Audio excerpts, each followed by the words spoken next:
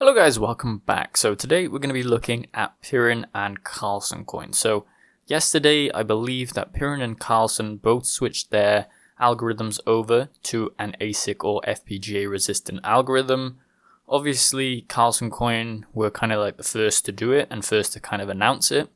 But in the background I didn't realize that Pyrin were also doing it the same day. Just because they didn't necessarily make it very known that they were doing this either. It kind of came out of the blue, and we're currently seeing very high profitability on Pyrin. So kind of like what it was before. In the recent months, it's kind of been like Pyrin, Zealous that have been the GPU mineable coins that were profitable. And now it's kind of returned that profitability for Pyrin coin. I don't know how long it's going to last. As you can see here, the highest revenue is actually Karlsen and Pyrin dual mining. But Pyrin's also offering a pretty substantial amount of profitability even on the 40 series cards, so $1 a day is pretty good at 10 cents per kilowatt hour. These are kind of profitabilities that we haven't seen for a while on GPUs, at least for the past 2-3 months.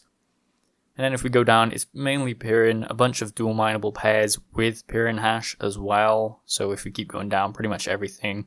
Even the older cards that we haven't seen being profitable for a while have actually gained profitability from this. As I said, I don't know how long this is going to last necessarily. And the main reason for this profitability is obviously because these FPGAs have actually come off the network. So if you were mining with the GPU on the network, you would have had, maybe 2 to 3 cents profitability. But because all that hash rate has been taken off now from those FPGAs, we can kind of gain that profitability back whilst those are actually off the network. And this is one of the main things that obviously we need in GPU mining is just coins to be profitable with.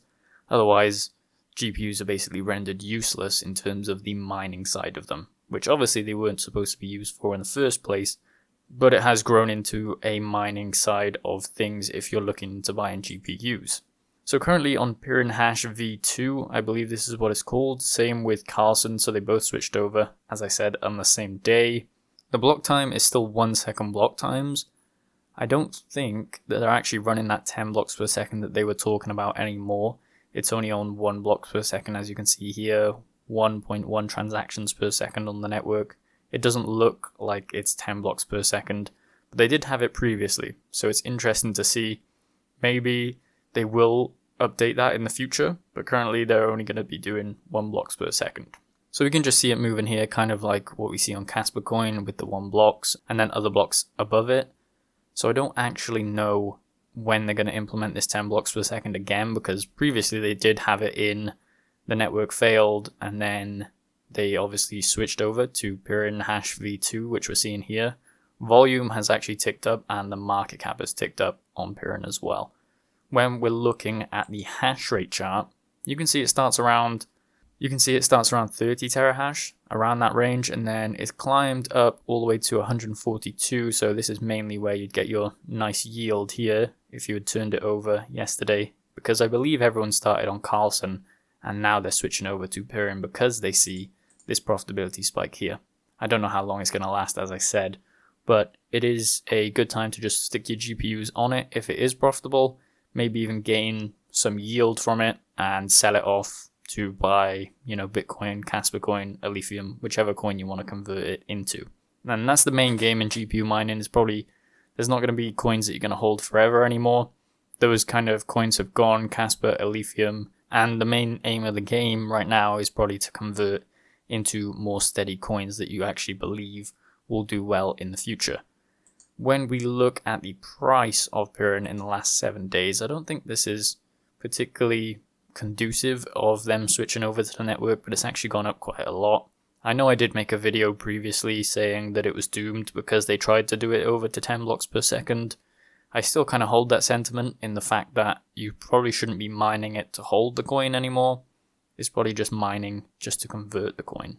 And then when we go onto benchmarks, I don't believe that, or is this updated to the recent one, so 19.45 gigahash. That's what we're getting on a 4090. If you go to the calculator, type that in. I know the watts aren't conducive to what we actually get, but that's kind of what the revenue looks like on one of these. I don't really know what the profitability is necessarily because I don't know the watts that we're consuming on that.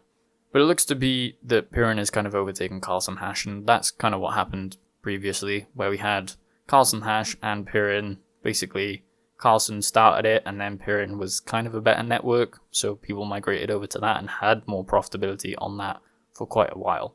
And then the kind of same thing that's going on here. I don't know why these spikes were up and down for Karlsen hash, but if we go on the day, we can see here it drops down mega hash, and then it starts to climb back up. So it starts at around 200 mega hash and now is up to around 639 gigahash, sorry. So this was 200 gigahash. And mainly the aim of the game obviously there was to yield a bunch of coins, basically turn on your rigs yesterday and get it up and running as quick as possible. Because as you can see here, if we're at around 200 gigahash here, that means that the network has tripled, basically decreasing your profitability by 3 times. And then if we go back to the Pyrin hash rate network, we can see that as well. So on the day that it switched, if we just go for 40 terahash, it's now up to 140 terahash. So probably a 4x in hash rate is what we're seeing, 3 to 4x in hash rate. And that basically means that your profitability is slashed by 4. So if you were mining this back, around a couple of hours ago, you would have had pretty good profitability because nobody else was on the network and you could yield a bunch of coins and then just sell them or convert them. So it might have even been around $4 in terms of profitability. And now it's kind of slowly dropping as everyone gets back onto the network. And then when we're looking at the hash rate on Pyrin coin, you can see Hero Miners is still holding a bunch of the hash rate right there. But for the most part, it isn't a heavy amount of hash rate onto Hero Miners. It is obviously above 50%, which we don't want to see, but let's check out Karlsen coin on the side here.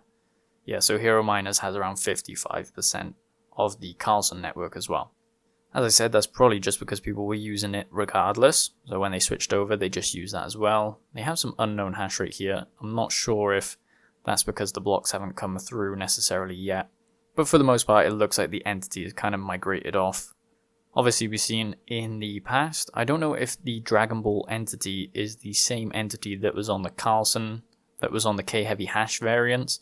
You would assume because they have K-Heavy Hash ASICs that they probably did some development for FPGAs for these networks. But then again, you could do development to basically change it over to ASICs. But the question really is there 2 entities out there, or is it just one that's operating on kind of both networks of Radiant, Alephium, and Kylocoin, and then probably realized it wasn't as profitable, made the miners, and then kind of did some R&D into the Karlsen hash or K-Heavy Hash variants?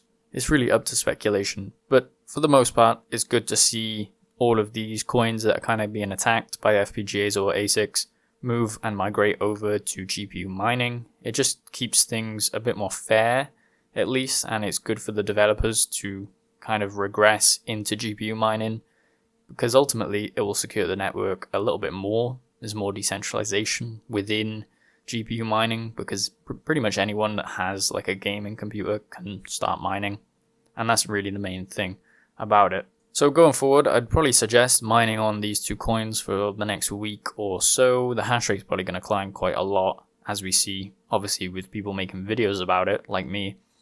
The hash rate is obviously going to climb on them. So put them on if they're profitable, even up to, it's probably going to go down to about 20 cents in profitability. We'll see over the next week.